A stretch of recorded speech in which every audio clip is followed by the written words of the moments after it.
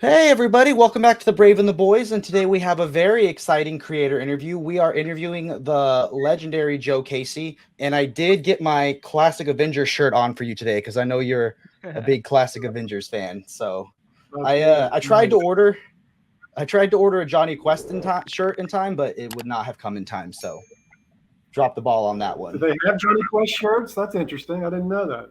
So Amazon had some, but none of them were like Prime shipping. So then I was like, okay, what if I just search Hanna-Barbera t-shirts? And then again, none of those would come in time. But I think Amazon has a lot of like print to order stuff.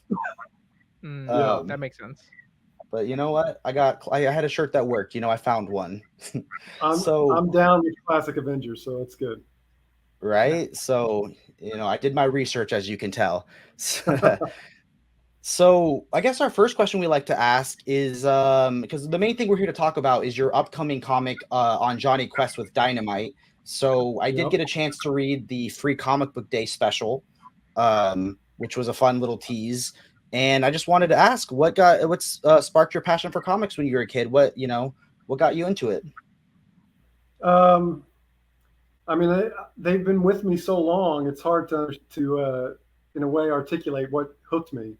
They've just always been there, and it's one of those things where you gravitate to something or something you, and it just hooks you instantly, and you Yeah, understand it, and you get it, and you get what it's trying to do, what it wants to do, and you get all of its virtues and all of its potential, and I felt that way about comics since I was probably 5, 6 years old. So yeah, I've always had this relationship with this medium, and yeah, it was love at first sight. that's Nice. awesome. I didn't read comics as a kid because I didn't really have a older brother or older sibling or cousin or something that was into it. But why I was so excited to chat with you about this was the only cable channel my family had growing up was Boomerang. So I grew up watching Super Friends and Johnny Quest and Herculoids, thinking they were modern cartoons. And then I got to school and was like, is anyone else watching this? And I realized, like, I guess the banana splits were like 40 years old or something by the time I got to school, and everybody else was on Nickelodeon. So I Yeah, that was my random story, but that's what sparked my love for, I guess, Warner Brothers and Hanna-Barbera was the Super Friends, and then I segued into comics as I got older. Um, sure, yeah. did you did you have an allegiance? I know you loved Avengers, but were you more team DC or Marvel when you were younger? I think when I was really young, I was more into Marvel comics, and then as I got into my teenage years, DC started to do more interesting things that spoke to me more as I was growing up and getting older. They were doing things like Swamp Thing and Watchmen and Dark Knight and Christ on Infinite Earths, things that were they started to raise the bar in terms of like, I mean, that was their whole slogan in the 80s. DC, they were not just for kids. And Yeah. as a kid, that was very appealing. I felt, oh, yeah, maybe I'm ready for older comics. But also going along with my interest, moving over to sort of DC as my interest. I was also around as a teenager for the '80s independent comics boom. Hmm. So like all those companies that sprouted up for the direct market, Pacific Comics, First Comics, Comico, Eclipse. I was just the right age for that material as well. So just as I was aging out of Marvel Comics, these other companies, these other publishers, these new creators were coming onto the scene that just kept me hooked in, and they never let go. I've been here ever since. That's awesome, man. That's so cool to hear. What aspects of Johnny Quest interested you? I know that I think you watched just the original series, which is what I've watched when I was younger. And I think you've spoken a little bit in previous interviews about the original comic book series about it, but like what drew you to it? Well, I mean, the cartoon it was kind of ubiquitous when I was a kid. It was usually on one of the three networks in Saturday mornings. I think what happened was they did the only season they did back in 1964. It was a primetime cartoon. It ran for a year, then it went away. Then Saturday morning cartoons started to be a thing, and each network would kind of license the show every couple of 2, 3 years. So it would just pop up on a new network. And I didn't even know when I was a kid that I was watching the same 20 something episodes over and over again. It just seemed like it was always there. The reason I really have such good memories about it, and it makes sense looking back, was that even more so than the superhero cartoons, Johnny Quest looked like a comic book. It had the art quality of a good comic book, and it had really good comic book pedigree. It was created by Doug Wildey, who was a great comic book artist. Alex Toth was designer on the show, and he was a master comic book artist. So out of everything that I was exposed to as a kid, I look back and Johnny Quest was the thing that looked the most and reminded me the most of the comic books I was reading. So it's always stuck with me for that reason alone, you know. That's awesome. Did you ever catch or watch any of the things that spun off of Johnny Quest, such as like Venture Bros, which was a huge inspiration for them? Well, I've watched the Venture Brothers. I mean, the Venture Brothers I've said this before, it's such a good show that if you know about the Johnny Quest inspiration, that's one thing, but it's so good. I forget about that almost instantly when I watch that show. It's good enough on its own that I don't even think about, this is all derived from Johnny Quest. It's first of all, it's not, and second of all, it's too good to just be just that. So, I mean, I'd give it up to that show for completely transcending its influences. Was there like any specific characters from Johnny Quest that were surprising to be the most fun to write? Like, obviously there's the character of Johnny, but I feel like, you know, every character on that show is so iconic and so legendary. Like, was there one that was, you know, the most fun to write? Well, you know, Race Bannon's pretty cool. I think everybody sort of agrees on that. I think there wasn't really one character that jumped out at me.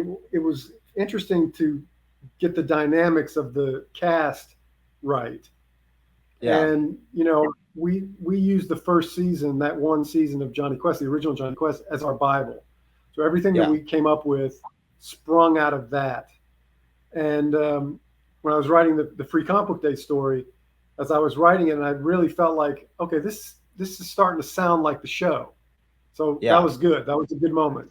I felt like I got it. I think I've got the voice of these characters and how they interact and what the dynamics are between them. Because that's really the most resonant part about the show, is that sort of family unit of Dr. Quest and Johnny and Haji, who's basically his adopted brother, and Race Bannon, who's like the cool uncle. You know, they have this family dynamic. They're very loyal to each other.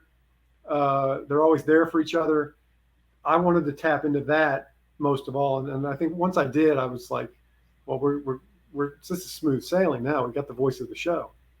And I can attest, when I was reading that Free Comic Book Day issue, like I had that, like, you know, when you read like Batman and you hear Kevin Conroy's voice, I heard like their classic cartoon voices when I was reading your writing. So I definitely think you hit the nail on the head there, man. So that was awesome. So from what I can tell from the Free Comic Book Day issue, it looks like it's still taking place in the 60s, right? So was there anything, like, how did you balance respecting the legacy of the 60s, but also are there anything you had to try to modernize or bring up to date? Like, how did you balance that? Well, I mean, we're pretty close to the release. I will say that the series starts in the 60s. Okay. And it doesn't stay there. But you know, in the Kamiko comic book series from the 80s, which was a great series, by the way, took the whole cast and the whole milieu of the Quest family and just transposed to the 80s. So it took place. So it was a modern comic book for the time. So they'd never really done a comic book that was a period piece. And I was very interested in that because I feel like that whole Johnny Quest concept really springs out of the early 60s, from the design work to the characters to the globe-trotting spy aspect of the show, or the espionage aspect of the show. It's very rooted in the 1960s. And I felt like to be true to those characters, they had to stay in the 1960s. They had to be where they sprung from. But having done that, if you read the series, you'll see that taking those characters from a specific time period and placing them in a different environment is always interesting. It's always fun to see how you know, somebody from 1964 would react to being in a different time in a different place, and that's partly what the initial story arc is about. That's interesting. I can't wait to read it, man. We definitely will be checking it out. How was it working with the artist of the book, Sebastian? I'm sorry if I'm gonna butcher his last name, but I believe it's Pires. Pires. Yep, yep. Okay. Sebastian is amazing. I mean, that was the other component of the whole thing that where it clicked for me was when we found Sebastian, and I, I saw his style and the way he draws, and then this first sketches of the characters. We were like, this is the guy, because he knew what we were trying to do, which is evoke the spirit of the cartoon without being a visual slave to it. I mean, he gets that Doug Wildy, Alex Toth spirit, but he's doing his own thing. And once the pages started coming in, I mean, you've seen the first 10 in the free comic book day issue. He nails it. It looks like Jonny Quest. It feels like Jonny Quest. But if you really compared it to the show, Sebastian's got his own thing going on, but he's really captured the spirit of the characters. And again, that 60s milieu and the setting and the sort of quasi space age design of those early Jonny Quest episodes and those vehicles that they flew around in. So he was the absolute perfect choice for this series. I feel like a word that describes his art, at least on those first 10 pages, would be like nostalgic, because it felt so nostalgic, but also like elevated and like fresh, and like you could tell it was definitely a level up from what they could do back then, but it still had that nostalgic vibe of like watching the cartoon. It was awesome, man. I like that. I may steal that if that's all right with you. Dude, steal it, man. I'm down for it. My next question would be like, you've worked on some of the most iconic characters of all time, like the Hulk, or my favorite superhero, which is Superman. And now you're working with licensed characters, but you've also created some really rich, amazing original characters. So how is the process different between a licensed character versus an original character? Like what is the experience like? Well, with an original character, you're making it up from whole cloth. So you're creating everything from the look of the character to the voice of the character to the stories that he's going to operate in. You're building a world. When you're dealing with something like Superman, the world is already built. You're just playing in it, and the pressure is on to both honor the character but also bring something new to the table. And it's a little hard to answer that question, because a lot of these characters I grew up with. Mm-hmm. So when I got the chance to write them, it was like it was very natural. I mean, there was always some growing pains. I mean, it took me, maybe it didn't take long to get into Superman, even though I never thought I'd ever write that character before. But I've written characters that have been around for decades, where it takes a couple of issues to feel comfortable. It's like trying on a new jacket or something. You got to kind of get into it and stretch it out a little bit and get the feel of it. It's funny, really. I sometimes feel like I know the established characters that I've written much more closely than I know the characters I've come up with, that I've created. Because with those, I'm learning as I go. And with Superman, for instance, when I wrote Superman, I had 60 years of history to draw on, 60 years of material to look back on and see what worked and what didn't work as well, and what I wanted to focus on in terms of the aspects of the character that were interesting to me. Original stuff, you're making it up as you go along. The upside of that is no one can tell you you're doing it wrong, because they don't know either. No reader has ever told me that a character I created did not sound like that character. So that's true. I never thought about that. Was imagine it was a cool experience to see American Chavez on live action, though, like seeing a character that you created, make it into the modern movies. Was there something interesting that you learned, right? I guess for me to know, was there something or is there a piece of advice you'd give a future Superman writer, or something that you learned along the way, just because he is my favorite character?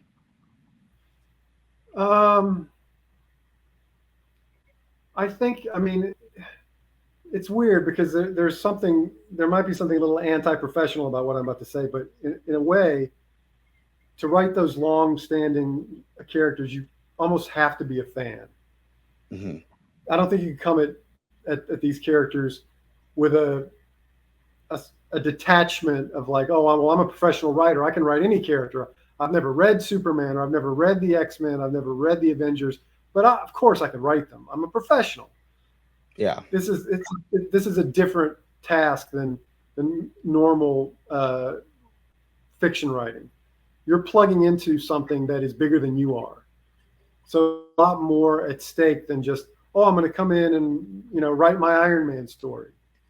If you're not really keyed into that character on some primal level from hopefully that's rooted in your childhood, it's going to be tough to nail it, I think, because I've written characters that I had not been a fan of or not read extensively when I was a kid, and it was a lot tougher than writing the Avengers. But when I wrote those comics, I was pumped and primed and ready to go. I'd spent my whole life absorbing that kind of material, those characters and that material. So when I got the chance to write those characters, it was like I was off and running.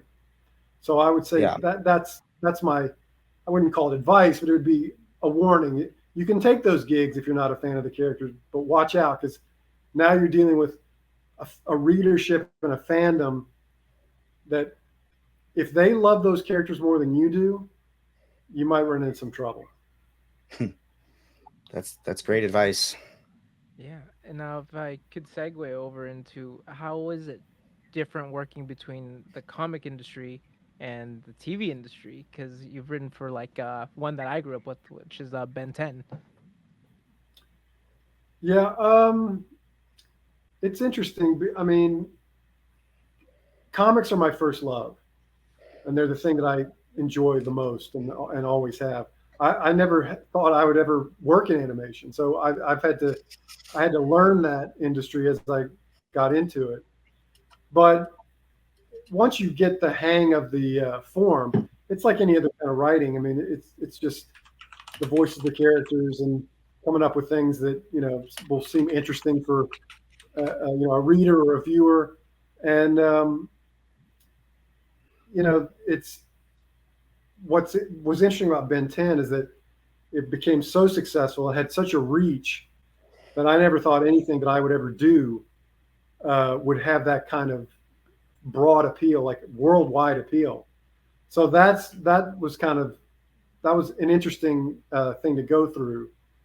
So I mean, I still work in animation to this day. So I've come to appreciate it, and I've come to value it as I mean, in a way, it's another way to tell stories.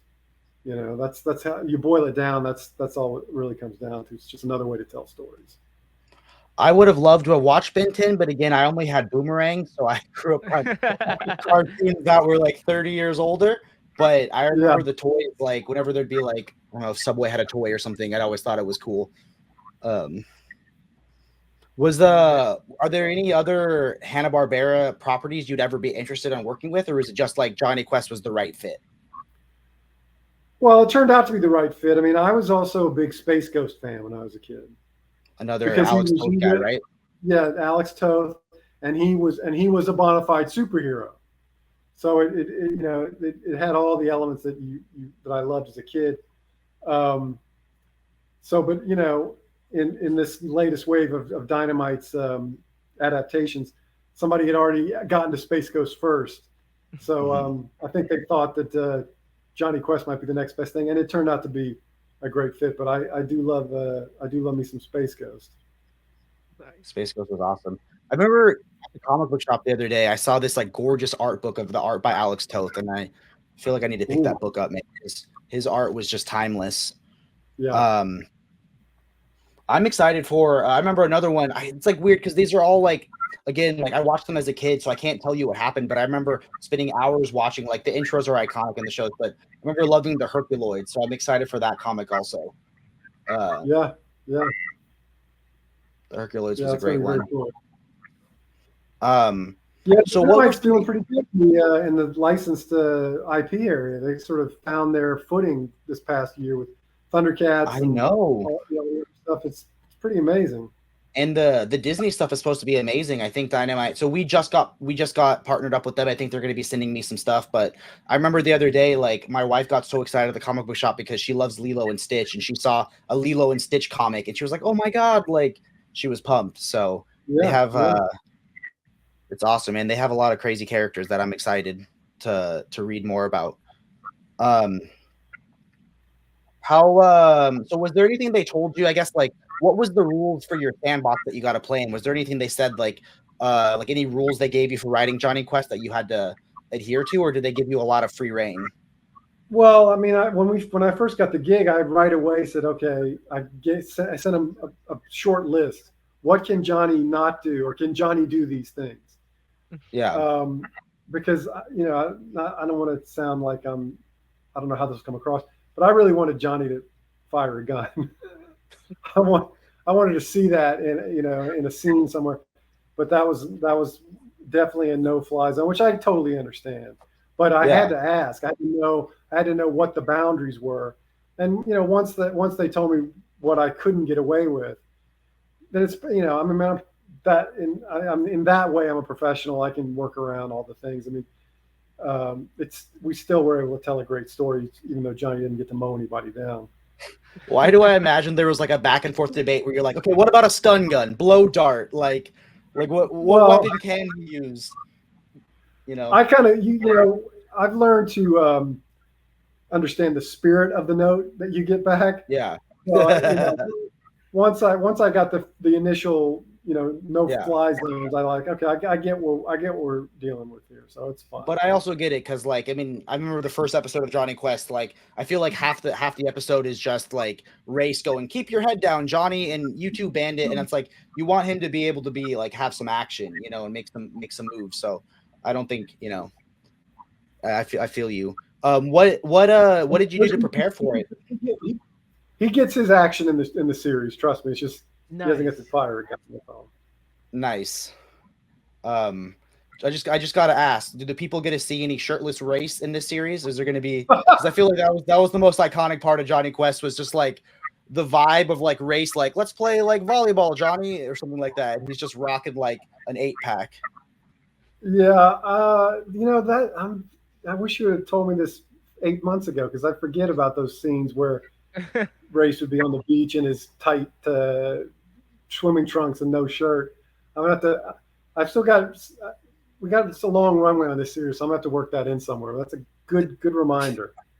Dude, if I ever read an upcoming issue of Johnny Quest written by you and there's a shirtless scene of Race, that'll be like cement my footprint in this beautiful medium that I love, man.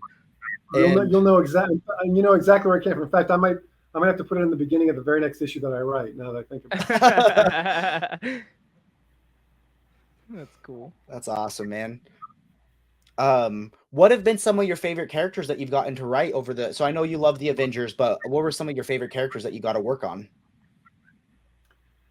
Um, I mean, the Avengers were the big ones for me in terms of like what I loved as a kid.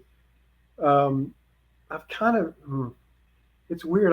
It's not many characters that I haven't written, to be honest. Even if it's just in Yeah. a scene in another comic somewhere. Um, I'm not sure. I'm trying to think. I've never written. No, I've written that too. Damn. Okay, you stumped me. I don't know if there's anybody that I haven't written. I haven't written a dedicated Justice League story. I love the Justice League. So So so that I was gonna yeah, that was gonna be a follow-up question for me. So I'm me and Jordan both skew primarily. Obviously, we love all comics, but I guess like our main core love is DC, and that's kind of what we skew to. How would you say like how do you think you would go about writing like Justice League versus writing the Avengers? Like because you were such a fan of the Avengers, like what do you think set them apart versus Justice League? well, the Avengers are like they're like a corporate football team. You know, Mhm. uh, and the Justice League is more of the pantheon of the gods. They're much more. I mean, the classic Justice League members, they're more primal in their concept. The Avengers is more like, and the way I always loved it, and the way I wrote it was almost like a workplace drama. It was just coworkers who worked in the same office. The Justice League, gets up and saves the world on a regular basis. The Avengers have to deal. The Avengers have to deal sometimes with the bureaucracy of the world around them, and it's more of a grounded reality of how superheroes interact with the world. The Justice League, they live on the moon. They're very separate from us, and it's really they're more mythological to me. So that's kind of the difference as I see it. I feel like that also could kind of describe like the JLI though. I feel like they were more of like a corporate entity where they had to follow some bureaucracy and stuff. But I would love to read some of if you ever wrote Justice League someday. But, well, the thing about Justice League International, that Giffen de Mateus stuff, is that to make that work over the long haul, that sort of sitcom approach, they had to filter out all of the godlike characters. There's no Superman, there's no Wonder Woman, there's even Batman had to go at a certain point to drill down on their approach, which I totally get. So the characters make it the difference for me. Yeah, well, definitely wasn't the A-list roster, but definitely fun. Now, if I could ask, I love that are book. there any characters that you hope to write for in the near future, in the upcoming lineup? Well, yes, but I'm writing them, and I can't say which ones because they haven't been announced yet. So, okay. But I'm sort of in this phase right now where the next things I'm going to do in terms of the bigger publishers are much larger IPs. I mean, I used to get off on, and I just did it. I just wrapped up a Zod series at DC. Was that the Kneel for Zod one? Or Kneel Before Zod, yeah. Kneel Before Zod. And that's a pretty, even though people culturally, there's an awareness of who General Zod is, as a comic book, guy starring in his own comic book, that's kind of a little far afield. It's a niche title for sure. But the next things I do are going to be, I think more commercial characters, a lot more recognizable characters. And, but those things are probably not coming out until next year, I think. Okay. Gotcha. So he's teasing us, but no scoop here. Yeah. Oh, but we got the scoop that there'll be a shirtless race someday, though. We got that scoop. Yeah, that's right. Where's your exclusive? Yeah. Nice. That'll just be the thumbnail. We'll just get it like a giant shirtless race. You have any advice you'd give just aspiring writers that are trying to enter the comic book field? The only advice I would give is general advice, which is if you want to make comics, make comics. There's nothing stopping you from making them. They might not be published by Marvel or DC, but with the internet, you can get your work out there and get it seen and get feedback. So don't wait for someone to give you permission to make comics. You don't need permission to make comics. You can make them yourself. And, if you're a writer, find an artist. If you're an artist, either write it yourself or find a writer. There's plenty of guys out there who want to make comics. Get together with them and make those comics, because it might have been the thing that attracted me as a kid to the art form, which was it looked like something that was you could do, and of course you're delusional as a kid when you're sketching on the back of your notebook or whatever. You think it's great. It usually sucks, but in your mind you're like, I'm drawing, I'm making art. And that leap in your mind from the back of your notebook to a comic book page is not as big a leap as, let's say, watching a movie and being like, oh, I want to make movies. Well, when you're 6 or 7 years old, you don't have any concept of how to do that. But a comic book it's kind of right there. Somebody, if you can think of a story and you can draw a little bit, you can make a comic. It might not be great, but it's a place you can start. So that, I mean, I say that, I've said that for 20 years when people ask me this question. Just make them. Make comics. If you want to make comics, make them. There's nothing stopping you. I feel like one of the most iconic parts of Johnny Quest, though, and I feel like that part that's impossible to translate into a comic book, is how iconic the music was. Like the theme song and like the background music, it just adds to that adventurous spirit and that like 60s vibe. It's so suave. Like I feel like you listen to the music at all while you were writing, or like how did you get into that tone? Yeah. Well, that's kind of, yeah, I mean, totally. I mean, you can find this huge soundtrack, I guess it's the whole soundtrack album on YouTube. So I put that on occasionally because it not only gets you in the mood to write it, but it does, for me, it takes me back to being a kid. When that theme song comes on your television, you're like, oh shit, here we go, Johnny Quest. All right. So the theme song is a total, flashback kind of moment for me every time I hear it. So yeah, I wish that, we could put like, the old, I don't know if you guys remember, they used to have these things called flexi discs where you could have a record in a book. And nice. You pour the record on. It's made out of plastic, but it plays on a record. It used to play on a record player. And, so to have that with, Johnny, just put it on, play the theme song, play the soundtrack while you're reading, that'd be the best. I mean, flexi discs are from like, the 70s. Hey, we're no strangers to vintage audio, though, for us at least, because like we work at a hi-fi shop that specializes in like turntables and tube amplifiers. But flexi discs are a new one, man. I gotta look into flexi discs. Yeah, that one I never had. I had read-alongs that came with the CD. With the CD, oh my god. Yeah, when I was growing up, they had there was a company called Power Records, and Power Records put out comics that were, DC, Marvel, Star Trek, Planet of the Apes, and it had a 45 that came with it, and you put the 45 on, and the 45 read the comic to you. Oh, that's awesome. It gave you a little bell sound when to turn the page. It was ridiculous, but I mean, it's definitely part of my childhood. Okay, yeah, so that's the next thing we're going to ask Dynamite. Can the next arc of Johnny Quest be on a vinyl record that has the music in the background? Yeah, I feel like I remember when metal came out, Scott Snyder posted like a track list of like the metal songs that inspired it, But so if it's weird. Like I remember like sometimes when I'll read a Superman comic, I'll throw on like Hans Zimmer Man of Steel soundtrack or something like that, and like it's weird how it adds to the experience, So I feel like when I read your Johnny Quest comic, I'm gonna put on that. I'll need like a loop of Johnny Quest, but with bandit barking every once in a while just to add to it, Yeah, you gotta have that bandit bark. Jesus. Right? And I feel like that's the core character, right? Like you can't have Johnny Quest without bandit.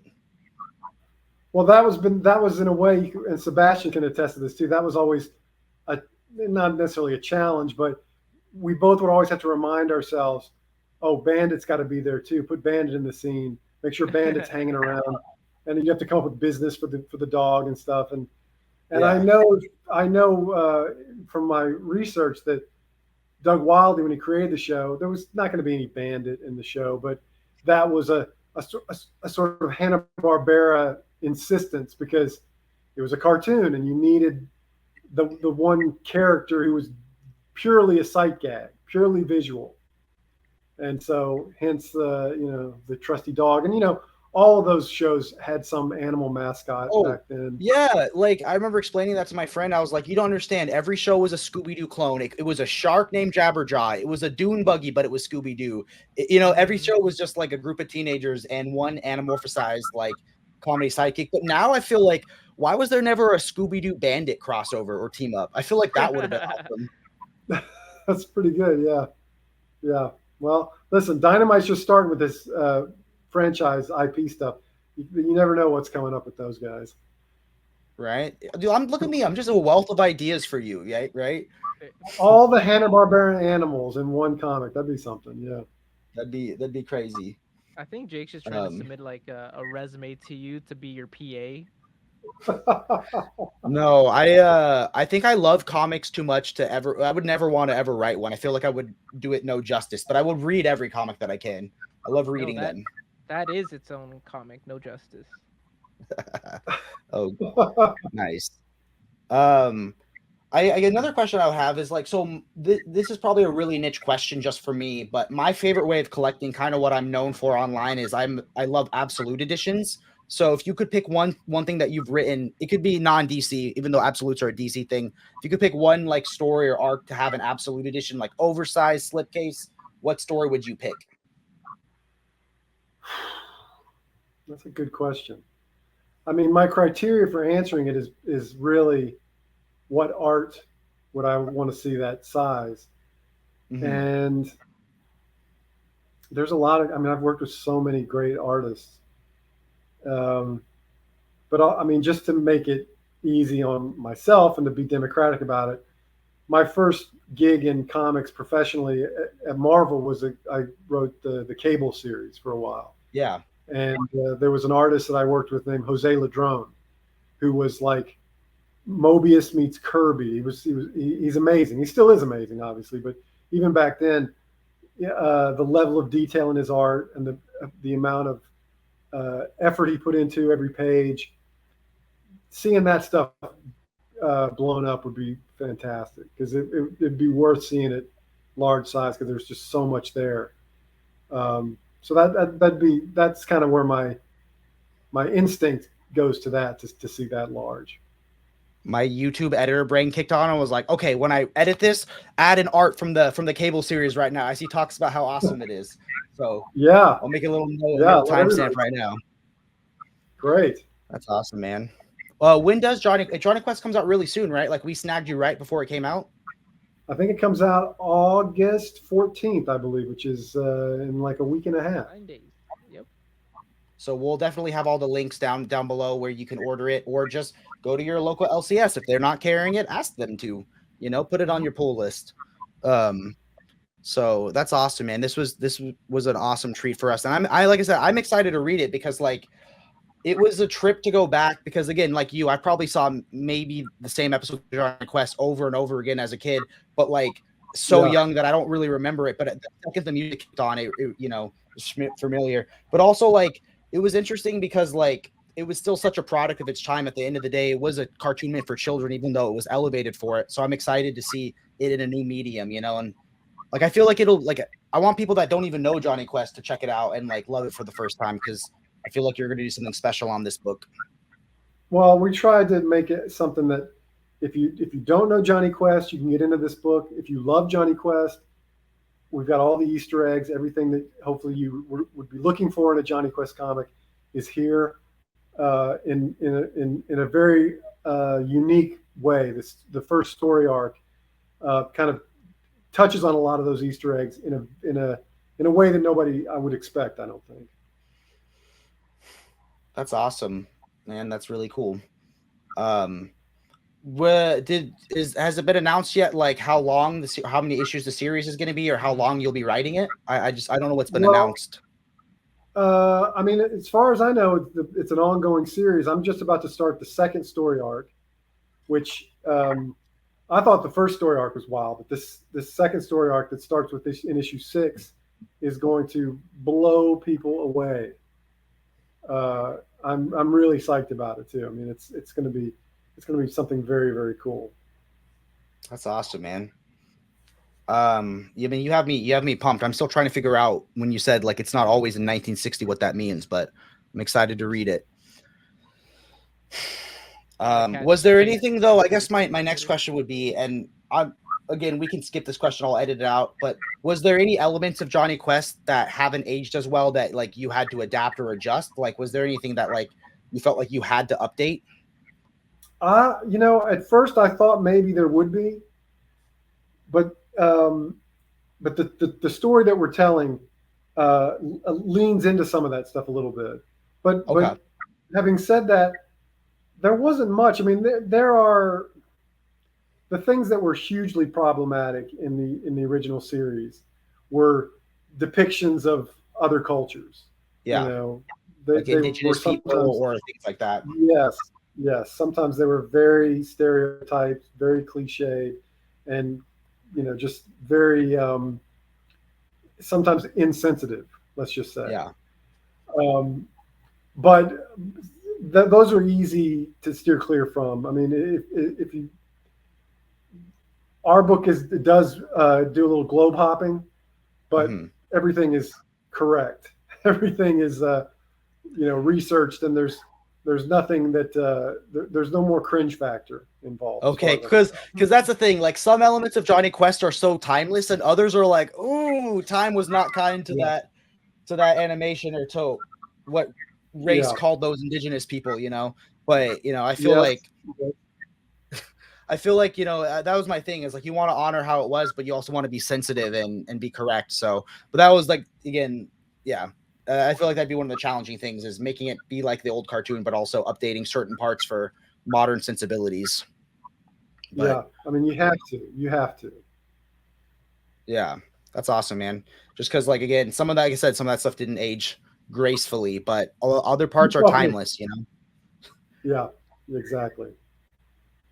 That's cool, man. What are some comic recommendations that you would provide for us? So, for instance, like if I wanted to get into Marvel for the first time and I haven't read anything, what's your go-to? Oh, you mean just over this whole course of Marvel Comics? Yeah, Let's just say anything in general. Like, for yeah. instance, for me, yeah, the only Avengers I've ever read is Ultimates, which isn't really real Avengers. I have the Avengers by Hickman omnibuses, but like, where would I start Avengers or just anything in general? Like, what do you think are some comics that people should check out? Because we're always looking for new books to buy. You can never stop buying books, right?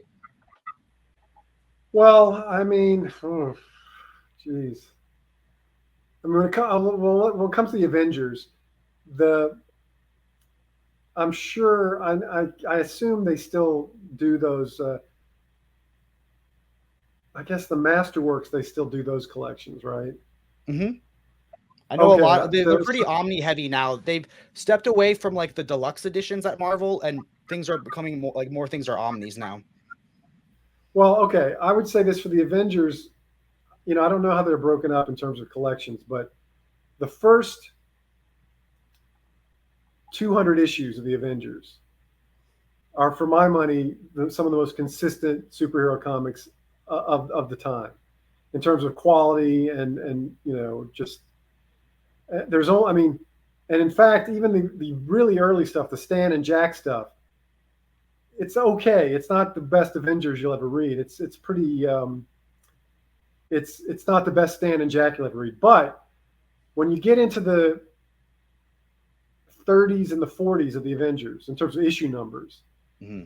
and Roy Thomas comes on and starts writing it, and John Buscema comes on and starts drawing it, that book starts a golden age that doesn't end for 150 issues, basically. And over that time period, there's basically only four writers: Roy Thomas, Steve Englehart, Jim Shooter, David Michelinie. And that's pretty good for 150 issues to just have four writers. And there's John Buscema, Neil Adams, Sal Buscema, George Perez, John Byrne, great artists on that run too. And it really, to me, for that period of Marvel Comics, this is for just speaking for myself, it was the center of the Marvel universe. It was like the Technicolor center of the whole thing. Everything else sort of existed in a satellite as satellites around that Avengers book. Now, a lot of people would, would claim the Fantastic Four was the big book, or that Spider-Man was the big book. They're entitled to their opinion. For me, it's the Avengers all the way. So if I was going to recommend somebody who hasn't read them, however those issues are collected, whether or not they're in those essential trades or the epic collections, I couldn't recommend those enough. They're great comics, and that swath of a 150 issues, that's a lot of material, right? Yeah. But to read it in order and to read the evolution of the characters and of the concept, it's it's really something. It's really Yeah. something. That's I'm adding them to my list, man. I think for me, what's is like if I were so Silver Age Superman came out as an omnibus this year, and when you read that Superman, he's wildly different than current modern Superman. But I just recently read the original couple issues, like the first omnibus of Amazing Spider-Man, and it's crazy how on brand that Spider-Man was, how much they got done, like how much they got right from the get-go. So I've been, I've been wanting to try to read older Marvel stuff now because most of my Marvel reading has been pretty recent. But Yeah, I it is mean, crazy. I think the early Marvels. I mean, I'd recommend that to anybody who had any interest because you know, uh, Stan and Steve on Spider Man and Doctor Strange, Stan and Jack on Fantastic Four and Thor and the Hulk. I mean, those are just primal ground zero comics that are really the foundation of a lot of our pop culture today. So it is all, if you've never read that stuff, to go back and read it and see just how, like you said, just how on target they are for what the movies cherry picked to translate. It's all there in that original material from the early '60s. It's all there. Yeah, that's awesome, man. Well, have you read anything recently that has come out that you were a big fan of? Like, or like I don't, if you like anything that you like that's like more recent. Well, my favorite book right now, it's not even a Marvel or DC book, it's a Fantagraphics book. It's Peter Bagge just recently brought back his comic book Hate that Okay. he did in the '90s. It's called Hate Revisited, and it goes back to those characters. I mean, I was just I'm a big fan of Peter Bagge. I was a big fan of that book back in the early '90s.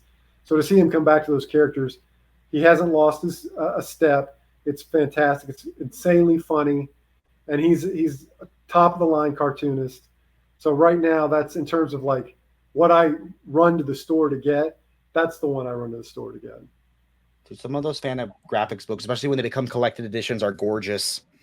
Mhm. Yeah, yeah, I agree. Well, this was awesome, man. This was a huge treat for us. I look forward to checking out Johnny Quest when it comes out. Again, it'll be linked down below. But this was a real big treat for us, man. Thank you for giving us some time. Yeah. No, my What pleasure. is Great. there, my last question would be, where can they find your work? Is there anything else on the horizon people should check out? Well, I mean, Johnny Quest starts in a couple of weeks. I have a series that I'm doing for Comics called Blood Squad 7, which is Oh, out that right sounds now. The dope. first came out, yeah, same came out a couple of weeks ago, and that's a monthly series. And then I got a couple things happening again at Marvel and DC that have not been announced yet, but those things will be coming next year. So a lot of comic book stuff coming from me soon. That's awesome, man. Well, comics are life, right? This was Right. great. So Yeah. everybody, thank you so much for watching. Keep reading and stay brave.